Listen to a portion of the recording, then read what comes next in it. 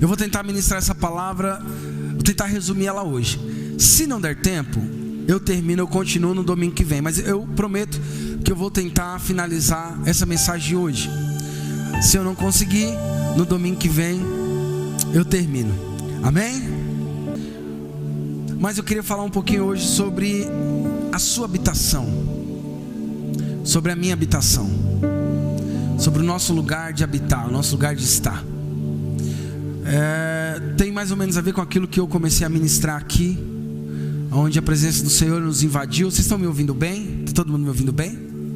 Se puder aumentar um pouquinho aqui, Juca, por favor. Então, a minha habitação, a sua habitação, a nossa habitação, quando no início de tudo, vai gritar. É só liberar aqui, ó. Quando no início de tudo Deus criou o céu, criou a terra, e lá Ele colocou o ser humano, Ele colocou o homem para estar naquele lugar. E não me importa se você é criacionista ou se você é um evolucionista. Isso para mim não é o cerne. A minha fé, aquilo que eu creio, aquilo que eu estou embasado e pautado, me dá o direito de pregar isso, porque se eu não cresce no que eu vou falar, seria vazio. Eu falaria de coisas vazias. Quando você fala naquilo que você não crê, é vazio. Mas quando você fala daquilo que você acredita, que você crê, então isso é tomado de uma vida, é gerado de vida. É por isso que no seu trabalho, naquilo que você desenvolve, naquilo que você propôs fazer, você precisa falar com convicção, você precisa fazer com convicção, porque senão vai ser vazio. Você vai até tentar falar de algo para alguém, mas é algo que você mesmo não crê. É tipo aquela pessoa que trabalha em uma empresa, mas ela não gosta daquilo ali, ela não gosta dos produtos, ela não acredita em nada daquilo ali, então é vazio o que ela diz, é vazio o que ela fala. E assim é também com a palavra de Deus. Eu não tenho problema em falar da criação, porque a minha fé e a forma que eu acredito que Deus fez as coisas, que Deus criou as coisas, que o arquiteto, que o design da vida criou, que Ele fez, é justamente o que a Bíblia diz. Então, eu não acredito que do nada as coisas surgiram. Eu acredito que de um tudo que é Deus, através da sua palavra, tudo se fez.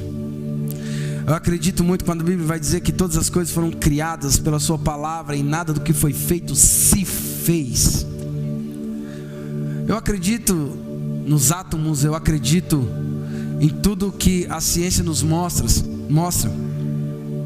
Eu acredito nas moléculas, eu acredito nas células. Tudo isso é provado cientificamente e está tudo bem, isso para mim é maravilhoso.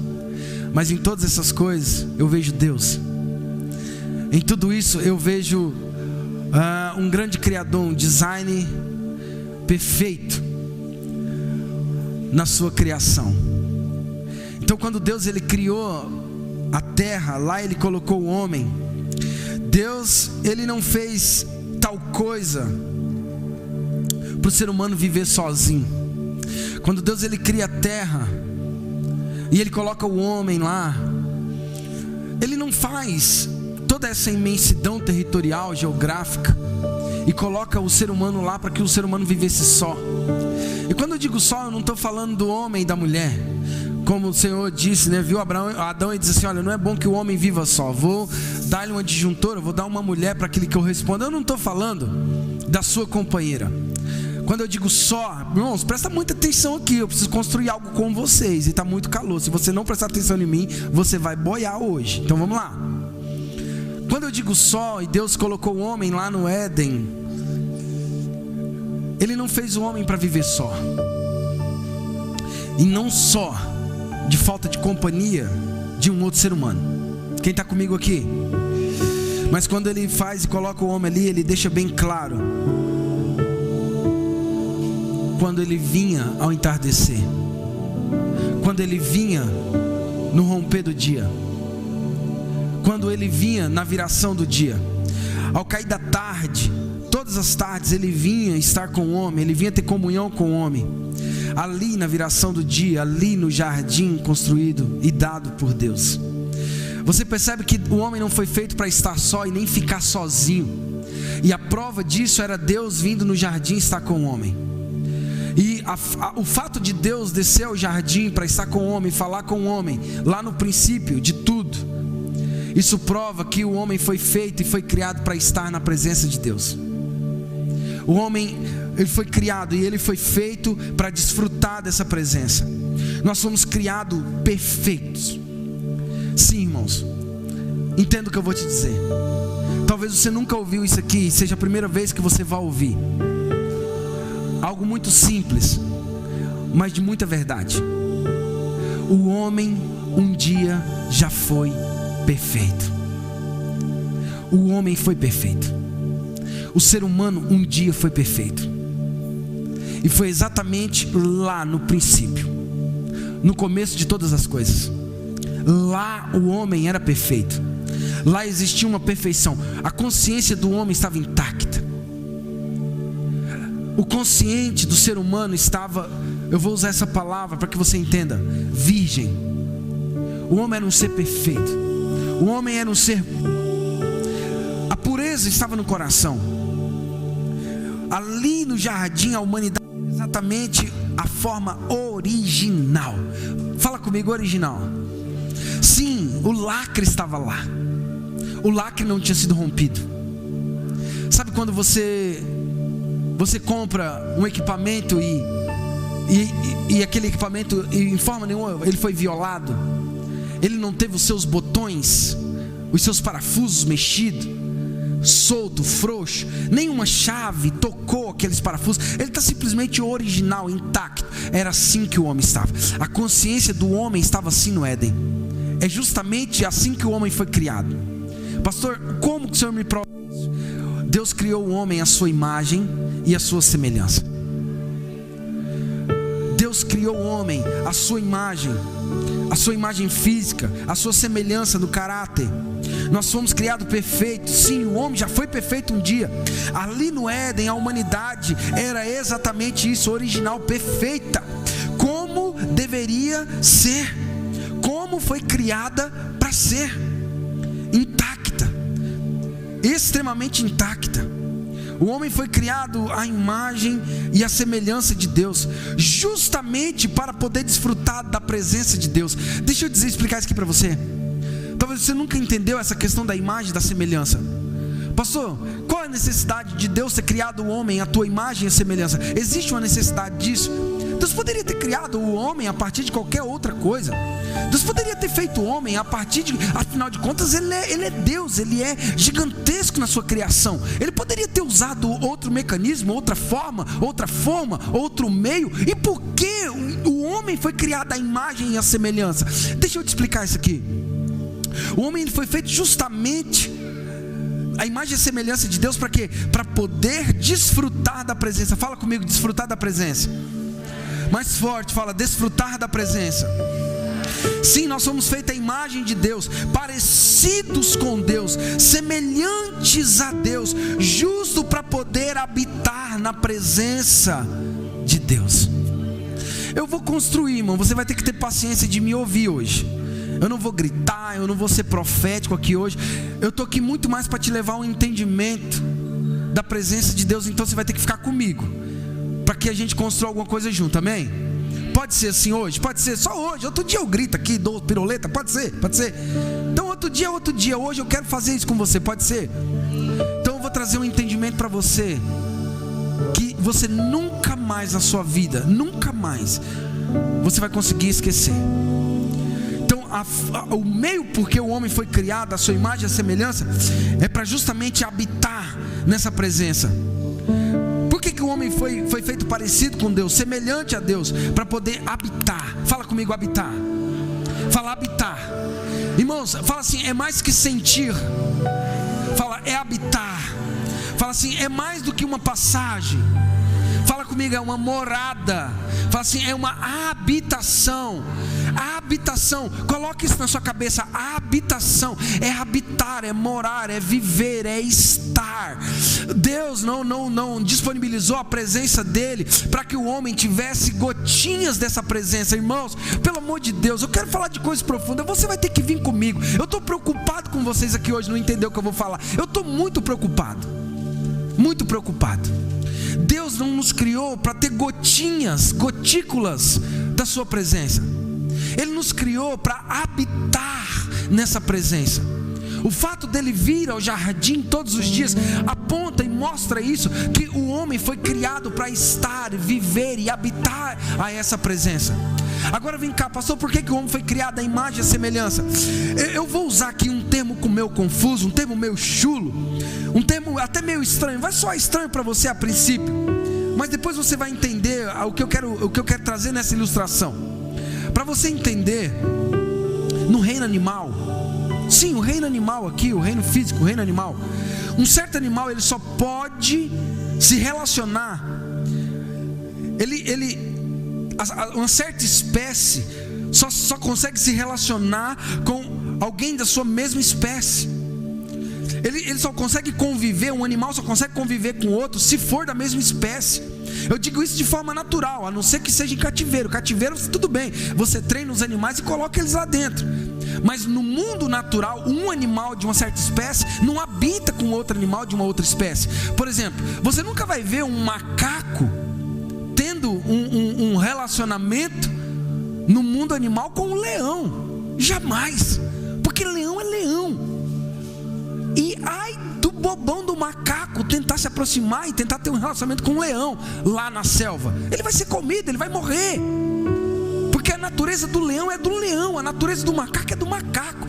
Pastor, mas ambos não são animais? São animais de espécies diferentes. Agora, o macaco consegue habitar com o macaco, assim como o leão consegue habitar com o leão. Pastor, você está usando um termo chulo. Sim, calma aí, você vai entender. Presta atenção. Eu digo da forma natural, não em cativeiro. O leão ele não convive com o macaco. O hipopótamo não convive com hiena. São todos animais, porém de naturezas distintas, diferentes. Cada um com a sua semelhança. Cada um se misturam ali na sua semelhança. E tem o seu bando, a sua alcateia. Cada um tem suas colmeias, suas manadas, seus cardumes. Eu não quero que você pense aqui, irmão, que eu estou chamando Deus de animal e você de animal. Presta atenção, seja maduro para entender o raciocínio. Ele é Deus. Mas quando Deus nos cria a sua imagem, a sua semelhança, e Ele assopra o fôlego de vida no homem, e Ele dá o seu espírito, e agora o seu espírito vem habitar dentro do homem, então Deus está dando ao homem uma conexão espiritual. Ele está dando a condição de ver Deus, Ele está dando a condição do homem falar com Deus, se relacionar com Deus, se relacionar com a presença de Deus. Então agora você imagina que você não faz parte de uma espécie de qualquer animal, você faz parte da espécie daquele que te criou. É por isso que você pode habitar com Ele. É por isso que você pode ouvi-lo e falar. Eu não sei se você entendeu, mas eu estou aqui hoje te chamando de um homem, de uma mulher, de um jovem que carrega nada mais, nada menos os códigos genéticos de Deus. Pastor, isso é loucura, isso é mentira. O senhor está com heresia. Heresia, sim. Deus cria um homem e assopra sobre ele. O que tem dentro de você hoje? Responda para mim, o que tem dentro de você hoje? Quando Deus assopra no homem, Deus está dando a natureza dele para o homem. Tem alguém comigo aqui? Então você não pertence a qualquer espécie.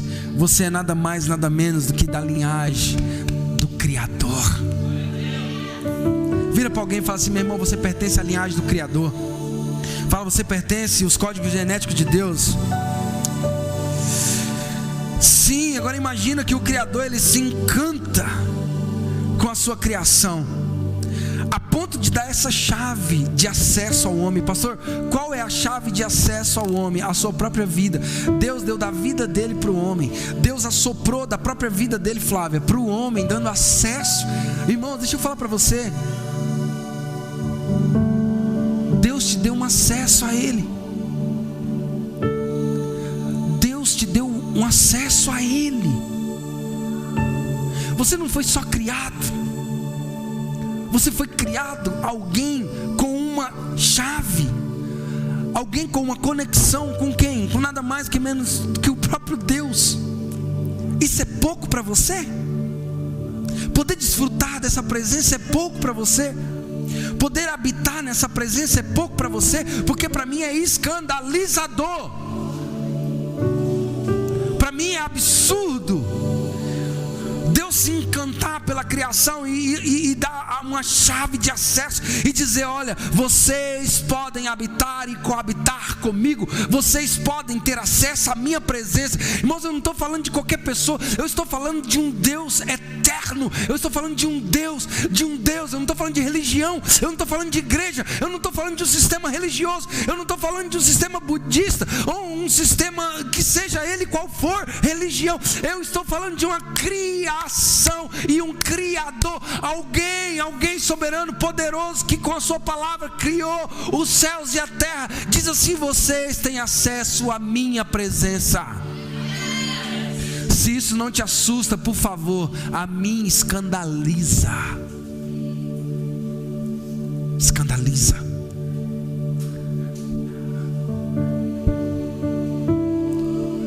Mas como você sabe, alguma coisa expulsou o homem dessa presença. Algo expulsou o homem da presença de Deus.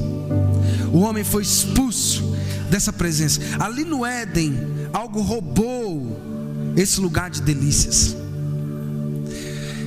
Você imagina Deus descendo naquele lugar para habitar com Adão e com Eva? A sua mente não processa isso, a minha também não. Mas o homem foi criado justamente para isso, para estar nesse lugar, para habitar essa presença. Irmãos, fala comigo mais uma vez: habitar a presença. Sim, o homem foi criado para habitar essa presença, aquele lugar de delícia. Mas o orgulho em querer ser maior, o orgulho de forma demasiada, em querer crescer sem processo, querer avançar, ser como Deus, sem passar por processo nenhum. Não, eu tomo um remedinho, eu como uma pílula aqui e pum, eu já viro como Deus, eu já sou igual a Deus. É um engano, é uma mentira. E essa mentira levou o homem para o caos, levou o homem para a ruína. Justamente esse engano, a vontade de crescer, a ânsia de não se contentar com o jardim, a ânsia de não se contentar com Deus descendo no jardim todos os dias, a ânsia de não se contentar com a presença de Deus todos os dias no lugar. Eu preciso crescer, eu preciso crescer, eu preciso crescer, eu preciso crescer. Você quer crescer? Então desobedeça e você vai crescer. O homem desobedece e ele é expulso, é arrancado-lhe essa condição dessa presença. A vontade de crescer desenfreada, de não se contentar com o que Deus já havia feito. Então o ser humano cai em uma ruína quando desobedece a voz do Pai. Até hoje a desobediência tem trazido ruína. Até hoje a desobediência tem trazido ruína. Faça uma análise rapidinho e você vai ver, e você verá que o cerne do Evangelho nada mais é e sempre será a presença. Rapidão, eu preciso construir isso com você hoje.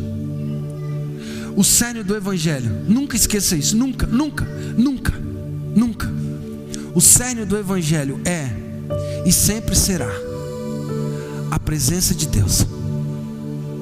A presença de Deus. Esse aqui é o cerne do Evangelho. Não, pastora, o cerne do Evangelho é ir morar no céu. Errou. É a presença de Deus. Não, pastor, é a salvação da minha alma. Errou. É a presença de Deus. Eu vou te provar. Pastor, não fala isso não. Eu vou te provar. Calma. Fica tranquilo. Toda a estrutura do Evangelho é a presença de Deus. Tudo que Deus quis fazer, tudo que Deus está fazendo desde o Éden até aqui, é a presença de Deus. Eu vou te provar. Faça sua análise rapidinho e você vai ver. A presença de Deus, todo o plano do Éden, de trazer, até o Éden aqui, de trazer o homem de volta, de reconciliar o homem a Deus, é para trazer de volta essa condição, é para trazer de volta essa condição do homem poder desfrutar novamente da presença de Deus. Não é outra coisa, irmãos. Inclusive, eu quero sentar essa semana com os meus filhos, e eu vou pegar um caderninho e um lápis, e eu vou começar desde a criação com eles, e eu vou vindo com eles, e eu quero trazer essa construção e esse entendimento para eles, até o Apocalipse, para que eles entendam todo o contexto e o cerne do que é o Evangelho. Porque tem pessoas que vêm para dentro de uma igreja e ela passa anos dentro da igreja, mas ela mesmo não sabe nem por que Jesus morreu na cruz. Ela sabe que Jesus morreu na cruz, mas ela não sabe nem por que morreu. Qual foi a causa? Qual foi o motivo dele ter se entregado? Então, eu quero trazer para você hoje que todo o cerne, todo o entendimento é esse. O homem perdeu a condição da presença de Deus no Éden. Agora, tudo que Deus faz através do Evangelho é para quê? É para que o homem volte para essa condição da presença. A lei foi dada através de Moisés. Ali foi uma tentativa frustrada de reconciliar o homem de volta a Deus através da lei. Porém, era na força do braço, era no olho por olho, no dente por dente. E como você sabe, a lei não deu em nada. Falhou. É claro que as leis regem o mundo, irmãos, e sem leis nós perecíamos, nós nos perderíamos, isso é claro. Eu não estou tirando o mérito da lei quando o assunto é regência social. Escuta, tem gente que não está nem entendendo o que eu estou falando. Quando é regência social, quando a lei é dada para uma civilização, eu não estou falando disso. Eu estou falando da lei que justifica o homem, a lei da expiaçãozinha do sangue da pombinha, da rolinha, o sanguinho do animal que deveria pagar o pecado da humanidade, do homem, uma vez por ano, lá dentro dentro do Santo dos Santos. Quem entende de Bíblia sabe o que eu estou falando. Eu não vou ficar aqui explicando essas coisas, porque você já deveria saber. Então eu estou falando dessa lei. Essa lei falhou. Esse sangue do animal, a lei foi dada, mas era na força do braço, era na justiça própria. E ninguém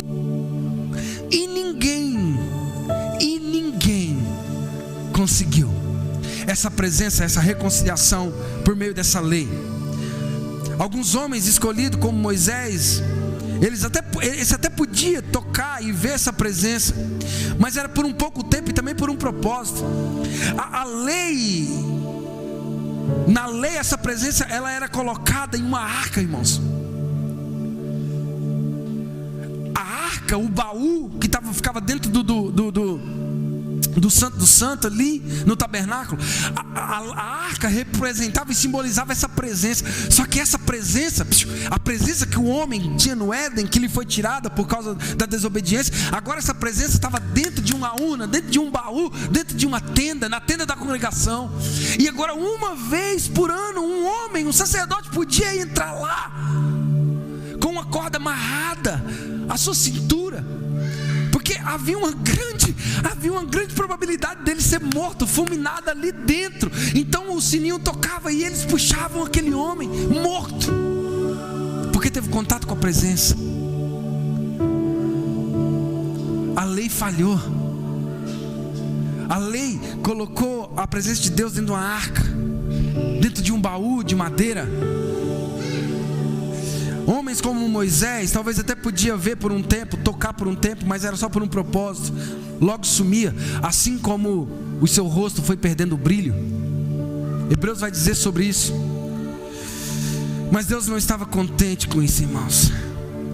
Ele amava demais, Ele ama demais os seus filhos para viver assim longe. Havia uma forma de resgate, e talvez era a única forma de resgate. Resgate de quem, pastor? Dessa presença. Essa conexão, o homem, Deus, a presença, o jardim, tudo isso se perdeu, tudo isso se acabou. Agora a lei falhou, não dava, já era. Havia uma forma de resgate, apenas uma forma de resgate, e Ele fez isso. Enche assim o seu pulmão de ar, assim, enche, bem profundo assim, e solta comigo assim, uma voz bem deliciosa, assim, bem doce, dizendo assim: Jesus. No mais forte, fala assim: Jesus. Jesus, o seu único filho pendurado em uma cruz, alguém inocente que decidiu pagar com sangue esse resgate para devolver a presença ao homem. Aquilo que o homem perdeu no Éden por causa da desobediência, agora Deus envia o seu filho. João vai dizer: e Ele amou o mundo de tal maneira que enviou. Fala assim: enviou. Fala, irmãos, enviou. Fala mais forte, irmãos, enviou. Você nunca mais vai ver esse versículo como você vai entender ele hoje. Fala de novo: enviou. Mais forte, fala: enviou. Jesus foi enviado. Houve uma intencionalidade de Deus. Foi um envio.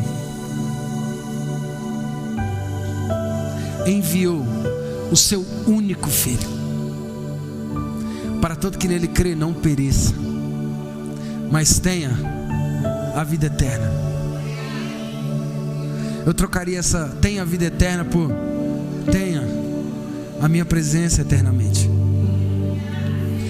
Pastor, você está ficando doido. Se você tem revelação de Deus e você é um pouquinho inteligente na palavra de Deus, você sabe o que eu estou te falando. Enviou o seu único filho para todo aquele que nele crê não pereça, mas possa desfrutar dessa presença eternamente. Quem está comigo aí? Irmãos, e outra coisa, João 17 vai dizer que por esse motivo o Pai me ama, porque eu entrego a minha vida para retomá-la. Ninguém tira de mim, olha o que Jesus está falando. Antes eu entrego de espontânea vontade. Houve uma intencionalidade de Deus enviar o filho. Agora Jesus está falando assim: os soldados romanos não podem me matar, Anás e Caifás não podem me julgar, esses homens, César, não pode vir contra mim. Eles não têm o poder de me matar. Eu me dou, eu me entrego. Há uma intencionalidade agora do filho, sabe? É um plano perfeito. O pai enviando o filho respondendo: sim, eu quero, eu aceito, eu vou. E Jesus está falando: ninguém pode me matar. Eu me dou, é intencional, eu me entrego. Quem está comigo aqui? E ele diz assim: e para poder retomá-la, esse é o mandamento que eu recebi do meu Pai. Olha as palavras de Jesus. Irmãos, Deus fez um convite a Jesus. Jesus recebeu e aceitou esse convite. Ele disse: sim, eu vou lá. E o que ele faz? Paulo vai explicar bem. Jesus se dá, ninguém matou, ele se entregou para devolver a presença, para devolver o relacionamento. Paulo vai explicar em Romanos 3:23. Ele diz assim: todos pecaram e estão destituídos da glória de Deus, sendo justificado. Fala comigo: justificado. Fala restaurado. Fala renovado. Fala feito justiça. Fala comigo: foi feita uma justiça. Fala, vira para alguém e fala: você foi justificado gratuitamente por sua graça, por meio da redenção que há em Cristo Jesus. Jesus não morreu em vão. Jesus não se entregou em vão. Jesus se deu para te devolver a presença de Deus. Jesus morreu para te devolver a presença de Deus. Jesus morreu para te colocar no lugar que o homem nunca deveria ter saído. Jesus veio para restaurar o Éden. Tem que ir com calma, Senhor. Eu sei que é difícil para eles entenderem essas coisas. Jesus veio para te devolver o Éden. Só que agora esse Éden é construído dentro de você. O Éden saiu de fora e foi para dentro. O Éden não é mais físico nem externo. Hoje o Éden é espiritual e está dentro de você.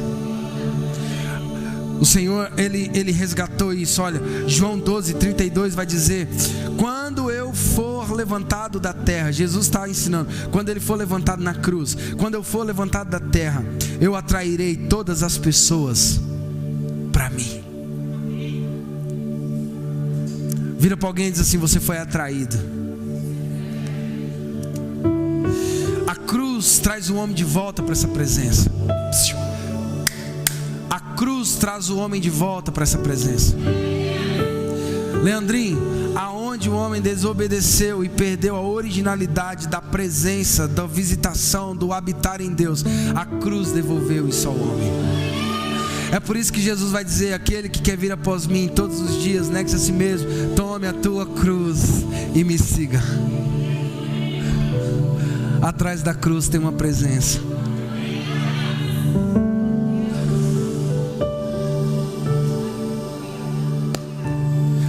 Por trás da cruz existe uma presença. A cruz é estendida no meio do abismo, que você pode caminhar por cima dela e voltar para a presença de Deus. Jesus vai dizer: eu sou o caminho, e eu sou a verdade, e eu sou a vida, e ninguém vai até essa presença se não for por mim. E ninguém volta para essa presença se não for por mim. Pega na mão de quem está do seu lado e fala assim: olha dentro do olho dele e fala assim: olha, a cruz de Cristo te habilita a viver, a habitar nessa presença. Fala para ele, para ela, fala assim: um dia essa presença foi tirada de você, mas fala assim: Jesus na cruz veio te devolver esse lugar de habitação, esse lugar de delícias.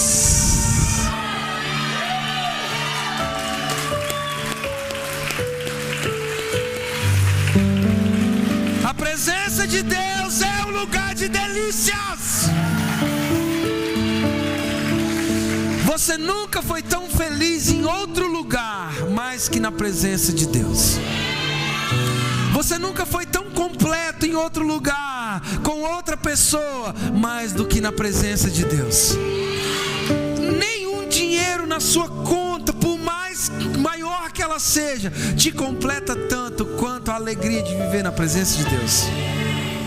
Por quê, pastor? Porque o homem foi criado à imagem, à natureza e à semelhança dessa presença. E só existe lugar para o homem completo nessa presença. Quem está comigo? A cruz traz a presença de volta. Quando ele morre ali, o véu do templo foi rasgado. Eu falei para você da lei, eu falei para você do tabernáculo, eu falei para você da arca. Agora traz a sua mente para mim, irmãos. Irmãos, eu não costumo ficar pregando essas coisas, tá? Eu sempre sou mais tranquilo, eu sou eu tento ser mais simples para que a massa toda entenda. Esse é o meu nível, meu estilo de pregação. Mas hoje eu preciso te levar para um lugar aqui, então presta atenção. Eu falei para você da lei, falei para você da arca, falei para você do tabernáculo. Agora presta atenção nisso. Quando ele diz: quando eu for erguido da terra, eu atrairei todos a mim. Ele está falando, Jesus está falando isso. Quando eu for erguido da terra, a cruz ergueu Jesus da terra. Então Jesus, ele ficou entre a terra e o céu. Entre a terra e o céu. Jesus é a ponte, é o meio que liga a terra e o céu.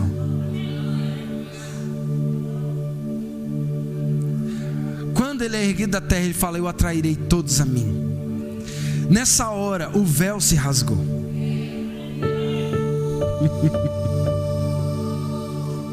Eu posso falar isso, será, Deus? Eu não sei se eu posso.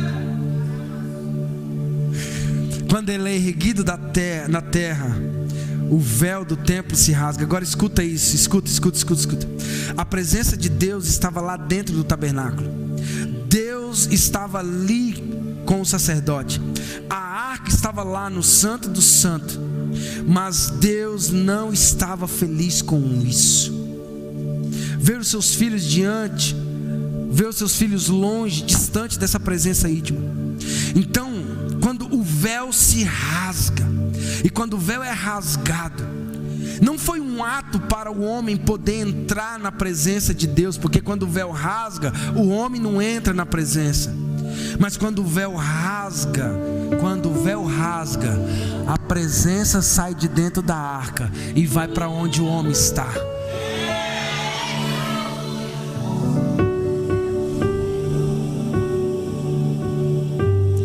O véu não rasgou para que o homem entrasse na tenda.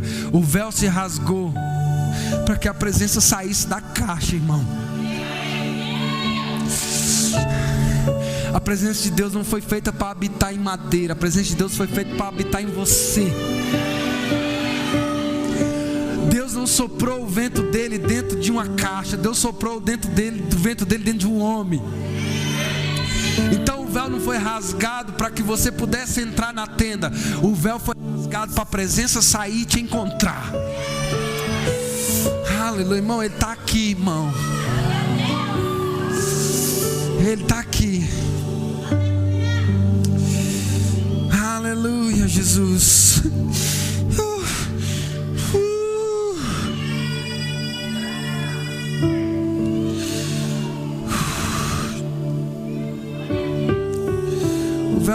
O véu não foi rasgado para que o homem pudesse entrar numa tenda, mas o véu foi rasgado para que a presença pudesse sair da caixinha e voltar para você. Levanta a mão, irmão, levanta a mão. Levanta a mão e fala: Deus, eu nem merecia isso.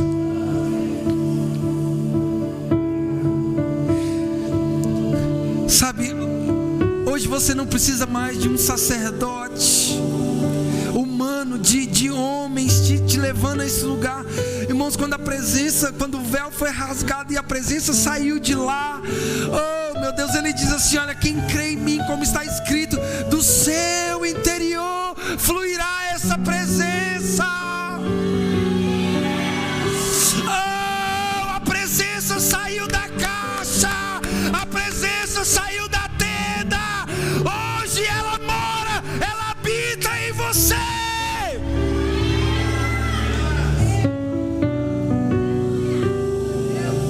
Mas é por isso que eu não troco o evangelho por nada, irmão. Eu vejo coisa errada no evangelho, eu vejo gente errada no evangelho. Irmão, eu sou uma pessoa errada, irmão, no evangelho. Só que eu não troco, irmão, eu continuo na presença. Eu vejo um caindo ali, a igreja fecha aqui, o outro cai ali, e eu continuo na presença. E eu falo uma coisa errada aqui, e eu tenho uma atitude errada ali, eu peco ali, e eu continuo na presença. Por quê? Porque Deus não é religião, Deus não é igreja, Deus não é pastor, Deus é a minha habitação, a minha habitação.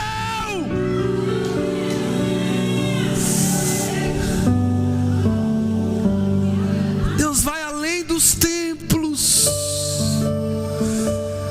Deus vai além dos ensinamentos humanos.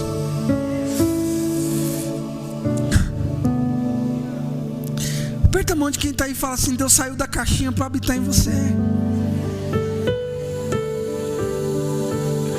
Vira para ele e fala assim: o véu não rasgou para você entrar. Fala assim: o véu se rasgou para a presença sair de lá.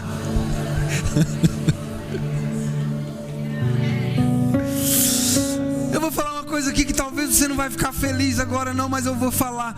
Jesus não morreu na cruz para te fazer feliz. Que isso, pastor? O senhor está ficando doido? Não, irmãos, ser feliz é só a consequência de estar na presença de Jesus.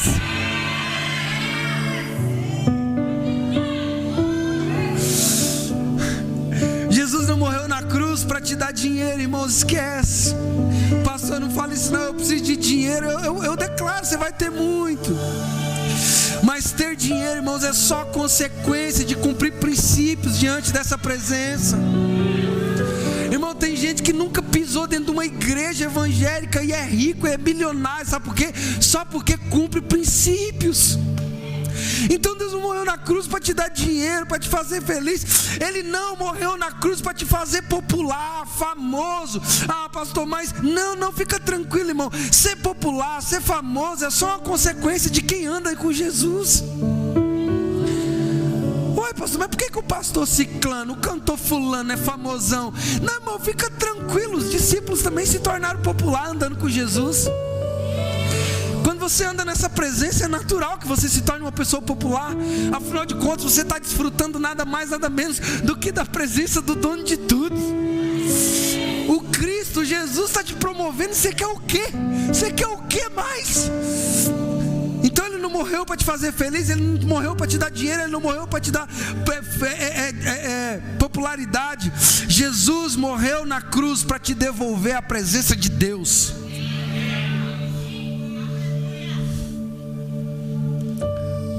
Foi só para isso. Pastor, mas e a minha alma? Ele não morreu para te dar dinheiro, Ele morreu para te devolver essa presença. Irmão, deixa eu falar para você. O céu não é para você escapar do inferno, ou para você ter um lugar para você passar a eternidade. O céu é um lugar para você poder desfrutar eternamente da presença de Deus face a face. Tem gente querendo ir para o céu para escapar do inferno. Eu preciso salvar minha alma. Mais que salvar sua alma é estar nessa presença gostosa, gloriosa, dia e noite, noite e dia. Imagina, Wanda,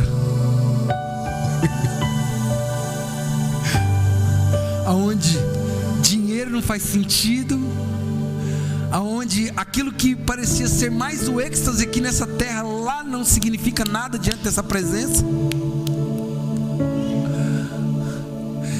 Gente lutando por ouro, lutando por um monte de coisa. Lá, ouro nós vamos pisar nele, porque lá ele não vale nada. Irmão, deixa eu falar para você, diante dessa presença, o que vale alguma coisa, irmão? Fala para mim.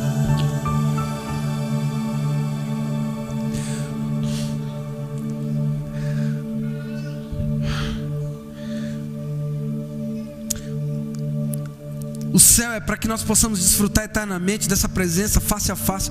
Então hoje eu posso olhar para essa palavra chamada salvação de forma diferente, como eu nunca olhei um dia. Até porque hoje salvação para mim é mais que ir para um lugar. Hoje salvação para mim significa: alguém me resgatou para viver em uma presença.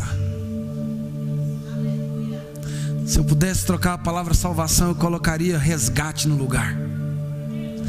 Ou eu colocaria alguém que me devolveu essa presença, ou devolver a presença. Nós somos aqueles que tiveram a presença devolvida, amém? Sim, sim. Vou só te explicar um pouquinho, rapidão, para a gente terminar, o que é o homem sem essa presença. Mas pastor, onde você quer chegar com tudo isso aí? Poxa, eu já ouvi tanto dessa conversa aí. Eu sei, esse assunto ele parece ser simples, né? Parece ser um assunto antigo.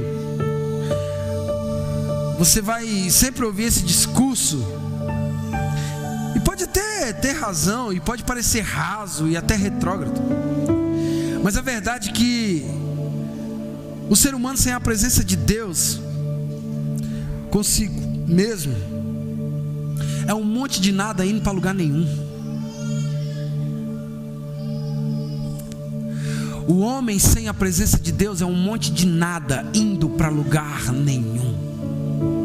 O homem longe dessa presença, a mulher longe dessa presença, é um monte de nada indo para lugar nenhum. É um monte de títulos caminhando para rumo desconhecido. É um monte de diploma indo para lugar nenhum. É um monte de fazendas de cabeça de gado indo para lugar nenhum.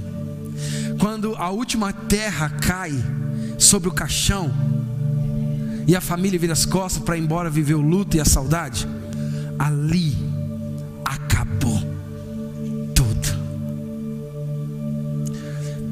Você vai pensar que hoje eu estou pregando contra as riquezas, que hoje eu estou pregando, não, você está muito enganado. Tudo que você quiser ter diante dessa presença, você tem. Mas uma coisa é fato, você não pode trocar essa presença por nada. Deixa eu te dizer, na verdade, o ser humano sem a presença é um monte de nada, indo para lugar nenhum. Isso não é a igreja evangélica que diz. Não, pastor, isso são os pastores que dizem. Isso é os crentes que dizem. Não. Isso não é os pastores que diz, isso é a vida que diz. Isso é a humanidade que diz. Isso é a história que diz. O que, pastor? Que o homem sem Deus, sem a presença de Deus, é um monte de nada, indo para lugar nenhum. Isso é a história que diz? É a história que diz. Lógico que é. Presta atenção rapidinho aqui, ó. Afinal, o que vale o homem ganhar o mundo inteiro, fama, todo o dinheiro, todos os poderes dos homens, e perder a sua própria alma dentro de si mesmo? O que vale o homem ganhar o mundo inteiro e se perder dentro de si, dentro da sua própria identidade? Olha aqui, rapidinho, vamos terminar. Não é os pastores que diz, é a história que diz. Você sabe como morreu Whitney Houston? Você pelo menos sabe quem foi Whitney Houston? Para mim nada se compara aos agudos daquela mulher, aos graves daquela mulher. Para mim não nasceu ainda ninguém com aquele dom e com aquele talento que sacudiu o mundo. Eu não vi ainda. Se você é aí da década de 80, década de 90, você vai saber o que eu estou falando. Você conhece o Eminem? Um rapper que ganhou o mundo? Você conhece Demi Lovato? Já ouviu falar? Já ouviu alguma coisa de Demi Lovato? Eu estou falando para você de homens e de mulheres que ganharam o mundo. E a Amy Winehouse? Eu sei que você conhece. Você lembra do fim dela? Lembra? E o Michael Jackson? Falou Michael Jackson, tu já, meu Deus. Eu também tenho essa mesma sensação. Eu nunca vi, nunca vou ver. Não vai nascer outro. Não vai nascer outro. Vamos falar da nossa Elis Regina. Ganhou o Brasil e a América Latina toda, e a América do Norte também. E o Chorão? Um dos maiores poetas que eu tive a oportunidade de ouvir. Como que foi o fim do Chorão? E agora recentemente veio no Brasil e parou o Rio de Janeiro, Justin Bieber. Você sabe como que está o Justin Bieber? Você sabe? Faça uma pesquisa sobre essas pessoas. Eu pesquisei.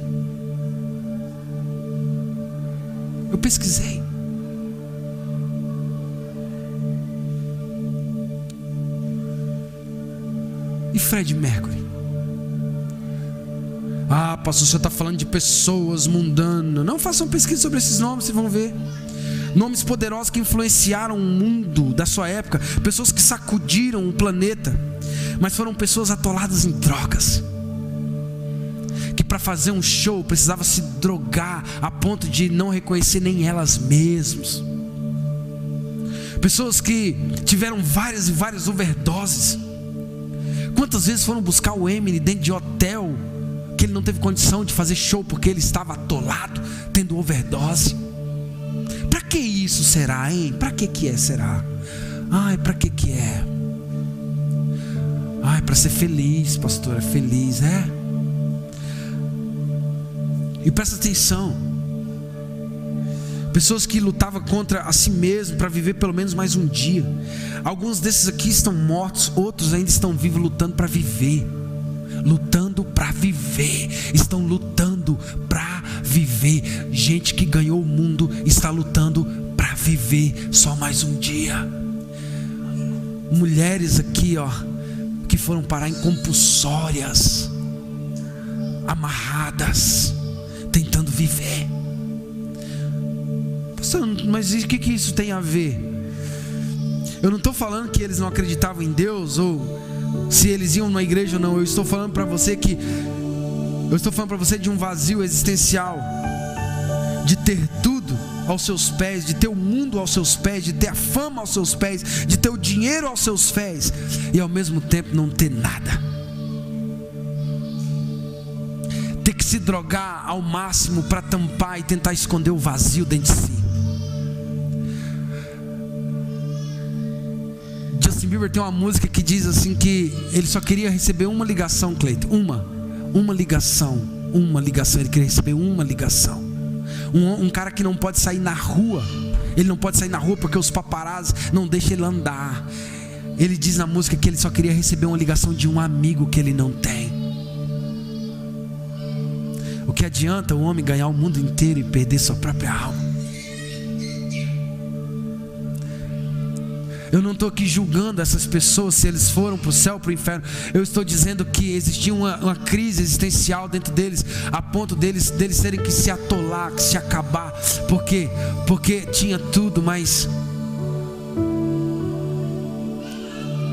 o principal, a presença, o envolvimento, o relacionamento com a presença não existia.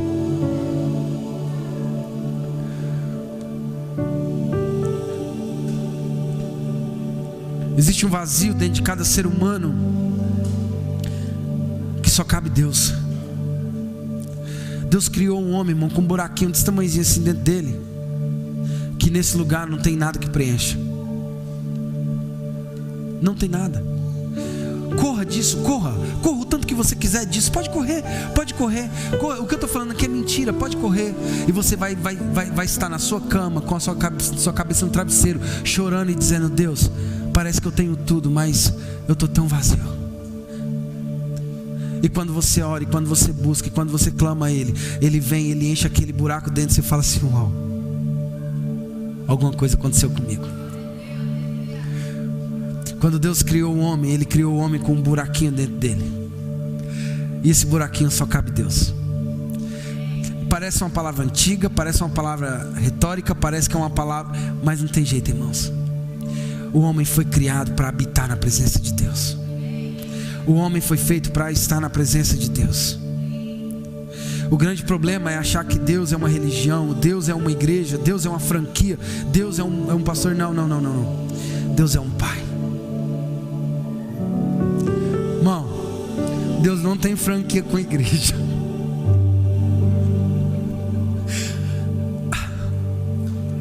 Deus não franqueou uma igreja, irmão, esquece.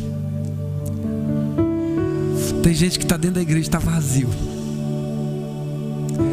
Eu estou falando de presença.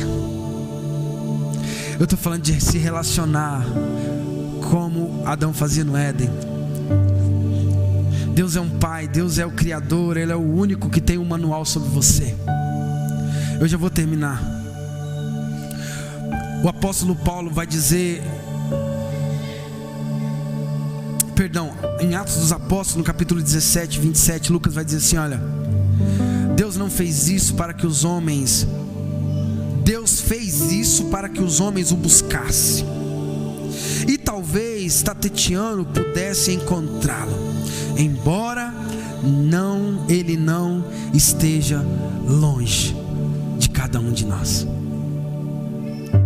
Deus está mais próximo que você imagina. Pastor, Deus está mais próximo quando? De que tanto? De que tamanho? Qual é a imensidão que Deus está perto ou longe? Da sua voz. Entendeu, Alda? Entendeu, Ivone? A distância de Deus e você é quando você diz: Pai, me preencha com a tua glória, me deixe habitar em tua presença. Aí a palavra vai dizer: assim na terra como no céu. Assim na terra como no céu. A mesma presença que enche os céus é a mesma presença que pode encher a terra. Assim na terra como no céu. Irmãos, eu declaro que você vai viver tempos preciosos na presença de Deus. Eu declaro que você vai viver tempos maravilhosos na presença de Deus. Atos está dizendo: olha, embora Ele não esteja longe de nós. Você pode olhar dentro do olho de alguém e dizer assim: ó, Deus não está longe de você. Fala assim: essa presença não está longe de você. Viver a presença de Deus nos permite tocar o céu mesmo com os pés no chão. Eu posso repetir isso aqui porque talvez você possa querer escrever isso e mandar para alguém. Viver, preste atenção, viver, habitar na presença de Deus nos permite tocar o céu mesmo com os pés no chão. Quando você habita essa presença, você toca o céu com os seus pés no chão. Todas as minhas razões para sorrir, elas têm origem na presença que habita em mim. Irmãos, nada nunca me fez sorrir tanto quanto habitar na presença de Deus. Não há felicidade maior do que estar na presença restauradora do Senhor. A presença de Deus, ela te restaura. A presença de Deus restaura o homem. Quando você é restaurado por essa presença, você volta a sorrir. A presença de Deus na minha vida, ela é tão real quanto o pulsar do meu coração. Quando eu sinto meu coração pulsar, eu sinto a presença de Deus em mim. Coloca a mão agora no seu coração e sinta ele pulsando. Sinta as batidas do seu coração.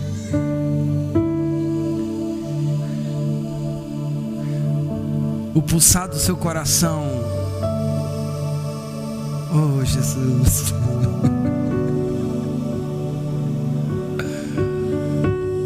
Ah, Jesus. É tão real a presença de Deus quanto o seu coração batendo agora. E se eu puder te dar um conselho aqui hoje, eu vou dizer para você: nunca se afaste da presença de Deus. Adão perdeu, mas Jesus te trouxe de volta. Adão perdeu, mas Jesus te colocou nesse lugar de volta. Você não acorda cedo.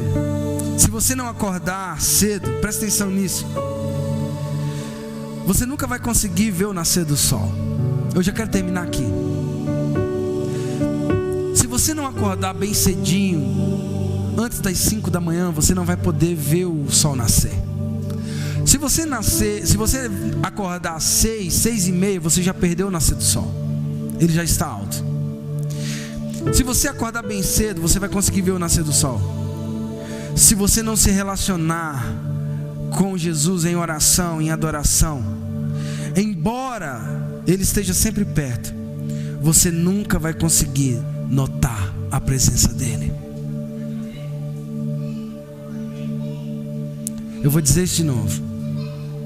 Se você não levantar cedinho, você não consegue ver o sol nascer. Se você não se relacionar com a presença de Deus, você não consegue sentir ela, embora ela esteja perto. O relacionamento pessoal com Deus é o meio importante para desfrutar da presença de Deus entre nós. Pastor, e quando eu me relaciono com essa presença? E quando eu me dou essa presença? E quando eu habito nessa presença? E quando eu decidi habitar essa presença, o que acontece? Coloca esse versículo para mim, por favor. É o único versículo que nós vamos colocar na tela e eu já vou terminar. 1 Crônicas 16, 27. Irmãos, coloque a mão no ombro de quem está do seu lado. Fala assim para essa pessoa: eu declaro mais da presença de Deus sobre você. Não, mas fala com uma voz doce, fala com uma voz delicada, profética. Fala assim: meu irmão, eu declaro mais da presença de Deus sobre você. Eu declaro mais da presença de Deus sobre você. Eu declaro mais da presença de Deus sobre você. David, eu declaro mais da presença de Deus sobre você. Chama alguém pelo nome aí e diga: eu declaro mais da presença de Deus sobre você. Meu amor, eu declaro mais da presença de Deus sobre você. Minha sogrinha linda, eu declaro mais da presença de Deus sobre você. De uma experiência pessoal única da presença de Deus. Adilson, eu declaro mais da presença de Deus sobre você. Pastor, e quando eu tenho mais da presença de Deus? Quanto mais eu me relaciono com essa presença. Irmãos, eu não vou fazer campanha de 7º dia. Eu não vou fazer campanha de Israel. Eu não vou fazer campanha forte de óleo. Eu vou te ensinar a viver a presença de Deus. Ali dentro da minha sala eu tenho água de Jerusalém, água do Rio Jordão, terra do túmulo de Davi, terra do túmulo de Jesus. Eu olho para aquilo tudo assim, eu falo: muito bonito, só geografia. Aí eu entro para dentro do meu espírito e eu começo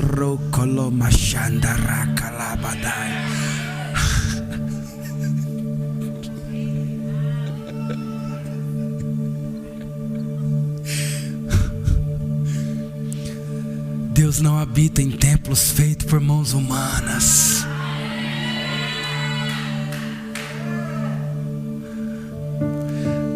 Pastor, mas o senhor não quer ir em Israel? Claro que eu quero, porque eu quero passar em Dubai, quero passar num monte de lugar, uai.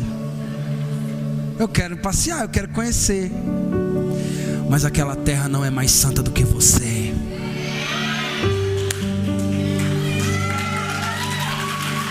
Aquela terra não é mais santa do que você.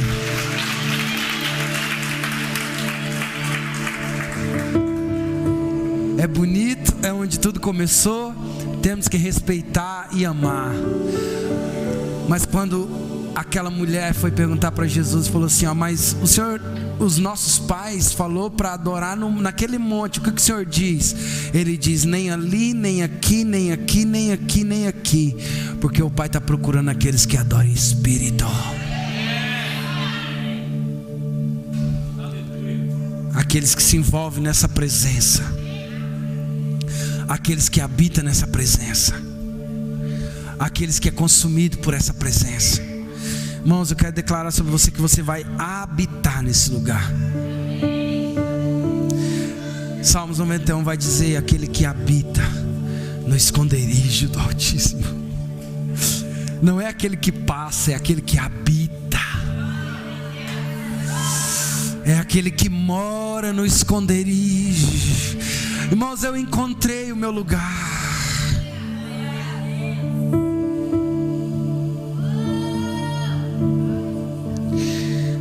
Alguém pode dizer comigo, fala assim: eu encontrei o meu lugar.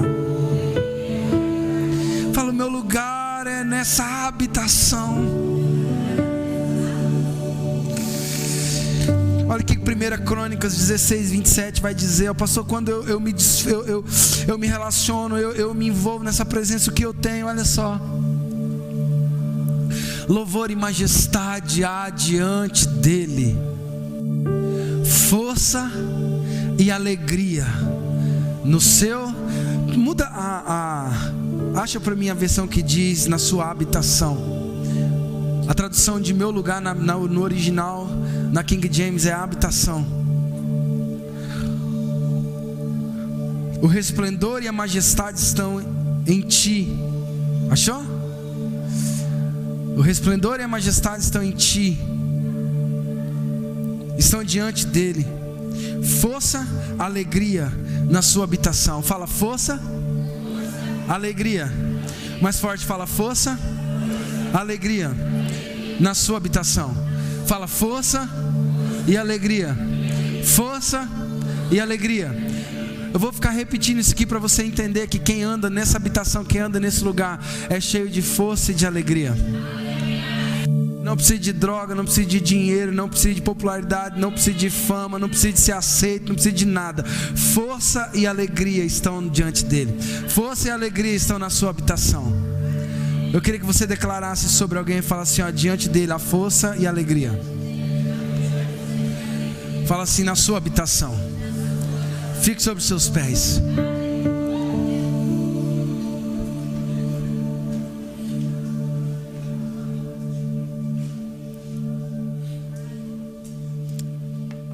Dá um sol para mim, David. Feche os seus olhos.